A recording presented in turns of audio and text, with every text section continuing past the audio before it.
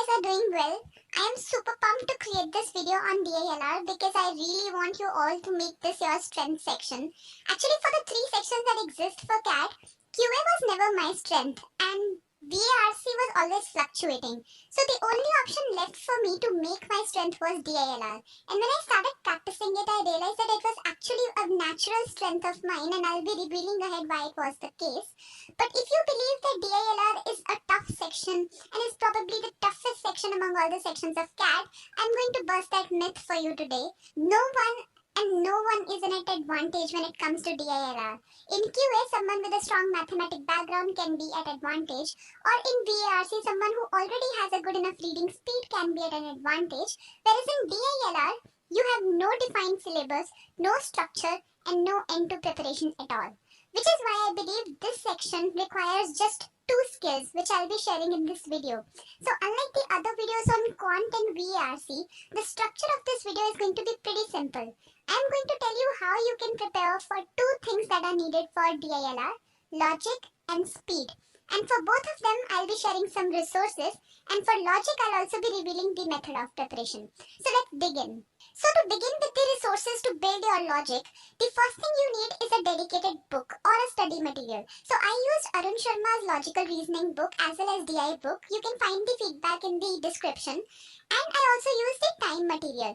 Now my recommendation to you would be, if you are preparing for DILR, purchase either of the material. You don't need both of them. And if you are not taking coaching, or if you haven't taken coaching yet, then I would definitely recommend you this book by Arun Sharma on logical reasoning, and I will explain ahead why you need this.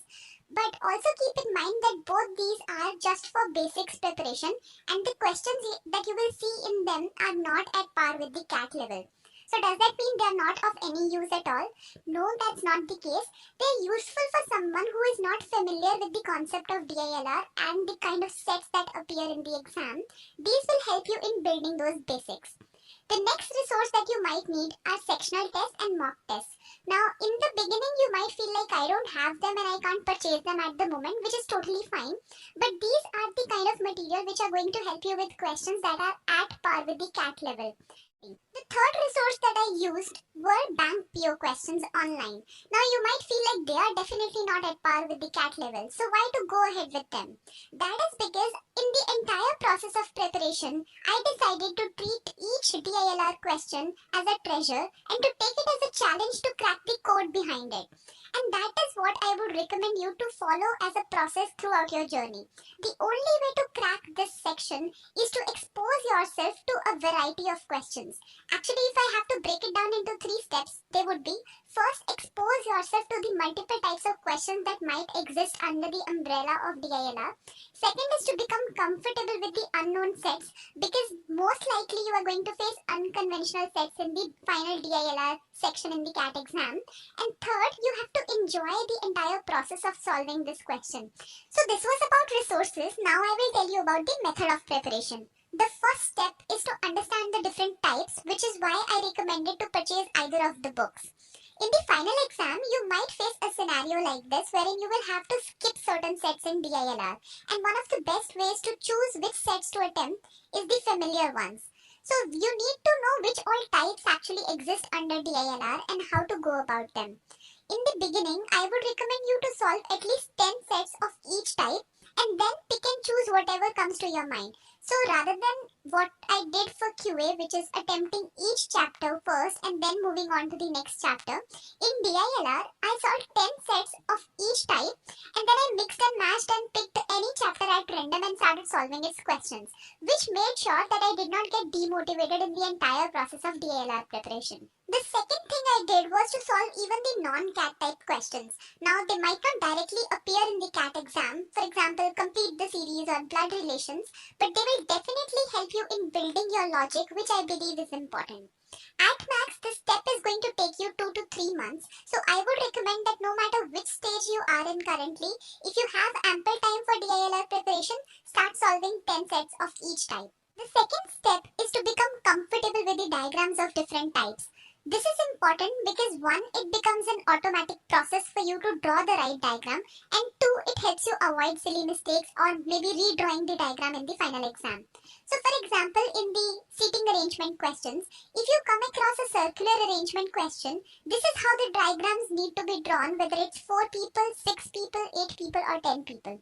Now the reason I'm saying this is important is because unlike QA, wherein the formulas or the concepts are given in the beginning of each chapter, in DILR these things need to be developed on your own. So when you solve a question, go through the solution of that question and try comparing the diagram that you drew and the diagram that the author has drawn, and then check whether it was exactly the same, and that is where you are going to find out the tricks for drawing the right diagrams. The third step is to create a mental legend of your own. Now, by mental legend, I mean some symbols or a particular kind of a nomenclature that you denote the different names by.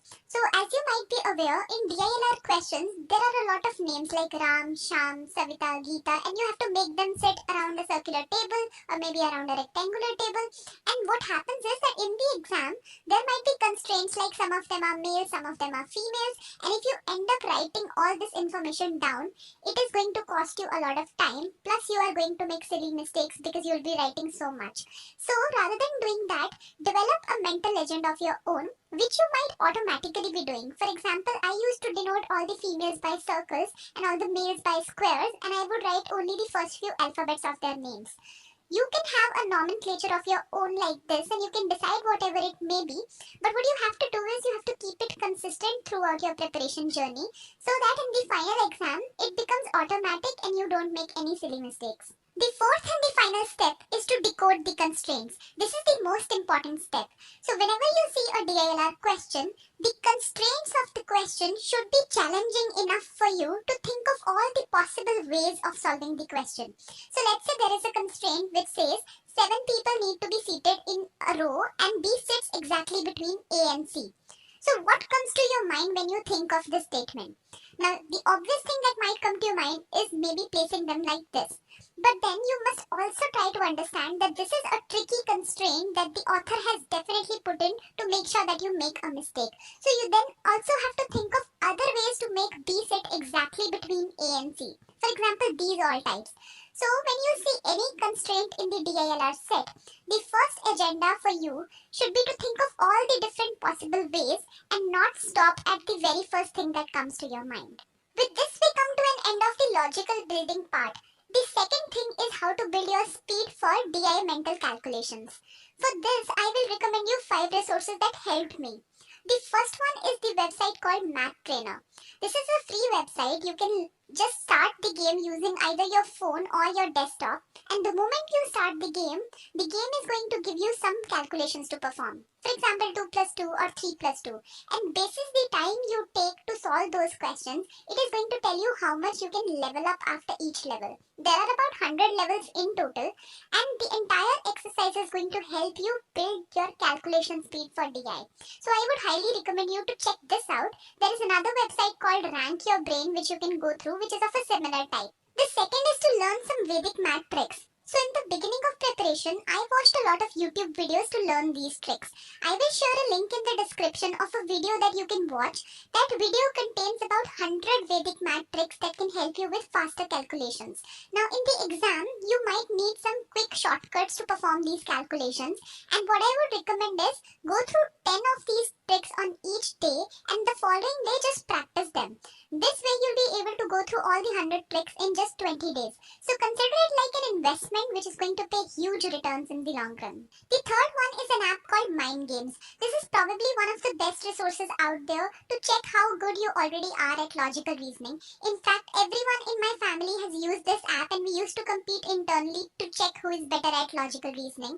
Apart from it, I would also recommend you to play some strategy games, because the kind of unconventional sets that you see in DILR, for them you will definitely need strategic and logical bent of mind. So this is the third one. The fourth is an unconventional way of using number plates to your advantage. So when I used to travel to coaching institute, I would watch the number plates around me and try to mentally calculate the sum of their digits or maybe the sum of alternate digits and all these things.